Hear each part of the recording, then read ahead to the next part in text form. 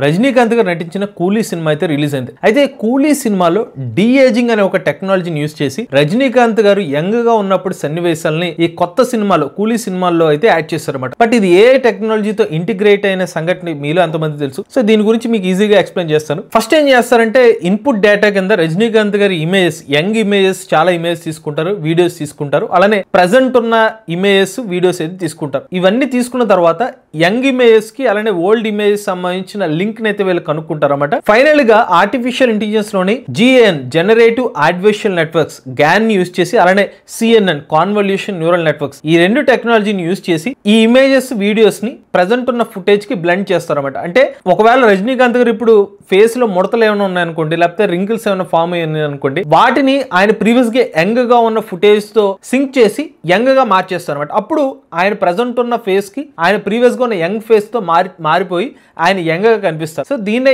ఏ integration అయితే use చేస్తారు. ఈ పర్టికులర్ ప్రాసెస్ అంతా ఆర్టిఫిషియల్ ఇంటెలిజెన్స్ టెక్నాలజీని యూజ్ చేసి చేస్తారు. వన్స్ ఏ అయితే ఈ పర్టికులర్ ఫేస్ అంతా స్వాప్ అయిపోయిన తర్వాత ఆ సీన్ ని, మిగిలిన సీన్ అంతా కూడా యాజ్ ఇట్ ఈజ్ ఉండడం కోసం CGI అయితే యూజ్ చేస్తారు అనమాట. ఇది ఏ టెక్నాలజీ డి ఏజింగ్ లో ఎలా ఉపయోగిస్తున్నారు అనేది పూర్తి సమాచారం. అలానే మన ఏ తెలుగు ఛానల్ తరపున కేవలం 3000 రూపాయల నుంచి ఏ కోర్స్ అయితే ఆఫర్ చేస్తున్నారు. ఎవరైనా ఇంట్రెస్ట్ ఉండి మన ఏ తెలుగు కోర్సులో జాయిన్ అవుదాం అనుకుంటే స్క్రీన్ పై కనిపించే నెంబర్కి వాట్సాప్ చేయండి. ఇటువంటి లేటెస్ట్ ఏ కోసం ఏ తెలుగు ఛానల్ సబ్స్క్రైబ్ చేసుకోండి.